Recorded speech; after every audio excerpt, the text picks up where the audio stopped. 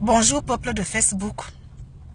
Ce matin, je vais avoir une conversation avec les prophètes, avec les pasteurs des nouvelles églises de réveil. Je vais exclure l'église presbytérienne camerounaise, orthodoxe et l'église catholique et les musulmans parce que ça c'est des églises qui datent depuis la nuit des temps.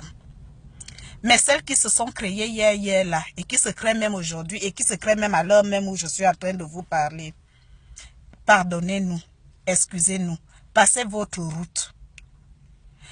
Je m'en fous du reste. Je sais que le travail est très difficile au pays. Ou même de nos jours, partout où on va, le travail est difficile.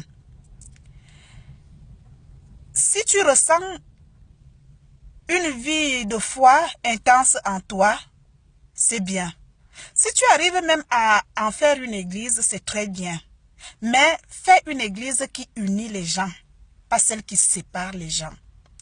Les églises de réveil ont l'art de séparer les familles, ont l'art de briser les familles, de détruire les familles. Quand un membre d'une famille jadis unie commence à mettre ses pieds dans ces églises-là, ce qui va sortir de là, ça sera la catastrophe.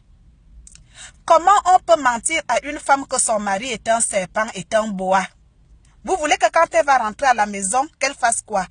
Qu'elle ramasse ses affaires et qu'elle parte et qu'elle quitte son mariage par les temps qui courent, on sait bien que le mariage ne court plus les rues.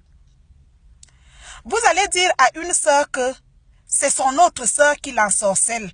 Vous voulez quoi? Que quand elle va sortir de là, elle va apprendre sa sœur, elle va lui faire des bisous? Non! Elle va vouloir tuer sa sœur. Et elles vont se haïr pendant toute la vie. Et parfois même pour rien. Quand vous dites à un fils que s'il ne trouve pas du travail, que c'est son père qui est assis sur son dossier, c'est pour ça qu'il ne trouve pas de travail. Vous voulez que ce fils fasse quoi quand il va sortir de là? Il va haïr son père. Vous détruisez les familles, vous divisez les familles. Vous avez appris la Bible par cœur comme un livre d'histoire. Vous avez vos révélations propres à vous que vous racontez comme la sorcellerie. Et des personnes nantis adhèrent. Oui, je veux bien, il y a des églises aussi que tu entres, tu sens que la parole de Dieu est ici. La vie de Dieu est là. Mais il y a des églises que tu vois le mensonge de loin. Rien qu'à renifler comme ça, tu vois déjà le mensonge. Le prophète lui-même est très jeune, très bien habillé, très bon parleur. Quand tu regardes sa chaussure qu'il porte au pied, tu regardes son costume, tu totalises tout. Ça vaut de l'argent. La quête va commencer du début de la messe à 8 h jusqu'à 17 h, la quête. Déjà d'un côté, vous allez célébrer une messe toute la journée. Et le voisinage, vous vous êtes soucié du bien-être du voisinage? Dites-nous, quand vous priez toute la nuit, vous criez, et les enfants qui dorment à côté, dans la maison d'à côté, qui doivent aller à l'école demain, ils vont faire comment?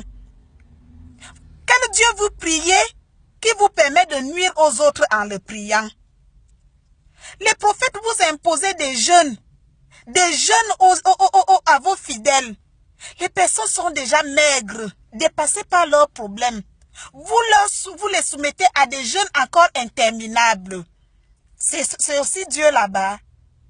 Comment vous pouvez déclarer à quelqu'un qui n'a pas de travail que demain, il sera milliardaire? Le milliard, il est où? Il existe où? Il est posé où? Dites-nous une seule personne qui est déjà devenue milliardaire dans vos églises. Vous promettez l'impossible aux personnes crédules. Voilà. Donc, ce matin, les églises, c'est trop. Vous divisez les familles. Quand vous fassiez votre business, ça, à la limite, on peut comprendre. Parce que chaque flatteur vit aux dépens de celui qui l'écoute. Mais ce que je veux vous dire, hein, à vous tous là qui avez divisé les familles de Cruy, et quand je parle aujourd'hui, je ne parle pas des histoires des autres, je parle des histoires qui me sont proches. À vous tous qui avez divisé les familles d'aujourd'hui parce que vous avez tenu les membres de ces familles en otage en leur racontant des conneries. Le châtiment de Dieu sera intraitable avec vous. Quand Dieu va agir, hein, vous allez voir, vous allez tomber comme des mouches. Comme des mouches. Vous abusez de la misère du monde sur place pour vous enrichir, vous remplir les poches. Quand on comptabilise les quêtes que vous citez dans vos célébrations, on va à des centaines de mille. Alors que quand on regarde même la foule de tous vos fidèles, personne ne paye de mine. Tout le monde est presque misérable. Quelqu'un va mettre dans la quête toute la journée et il n'aura même plus l'argent du taxi pour rentrer chez lui. Et par-dessus tout, il faut qu'il jeûne. Franchement, les églises là, hein, c'est un business qui vous est gagnant aujourd'hui. Mais chacun d'entre vous vomira l'argent qu'il a escroqué, qu'il a volé aux pauvres fidèles qui étaient en difficulté et qui vous ont remis leur argent parce que vous leur avez promis des mystères. Arrêtez de diviser les familles. Arrêtez de raconter la sorcellerie aux familles. Vous mentez. Moi, je dis vous mentez. Vous pouvez me maudire comme vous voulez. Hein. Moi, ça ne marchera pas. Parce que dans vos mêmes églises, on m'a proclamé bénédiction. On m'a proclamé des choses que je n'ai pas vu venir jusqu'aujourd'hui.